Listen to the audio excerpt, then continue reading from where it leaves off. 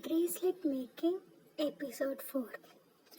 இன்னியோட bracelet நம்ம பார்க்குறதுக்கு நம்ம எலாஸ்டிக் எடுத்துப்போம். அது ஒரு எண்டில் நம்ம அந்த கிளிப் வச்சு டைட்டன் பண்ணிக்கலாம். இன்றைக்கி நம்ம பண்ணுறது நேம் பிரேஸ்லெட். ஸோ ஃபஸ்ட்டு நம்ம நேமை கோத்துக்கலாம்.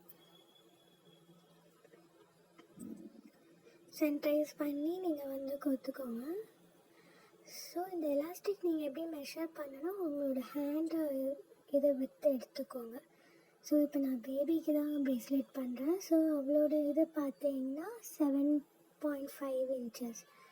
ஸோ அதுக்கு தகுந்த மாதிரி அந்த சைடு ஈவனாகவும் இந்த சைடு ஈவனாகவும் நீங்கள் பீட்ஸ் கோத்துக்கலாம். எந்த டிசைன் வேணாலும் நீங்கள் உங்களோட ஃபார்மேட்டுக்கு நீங்கள் பீட்ஸை கோத்துக்கலாம்.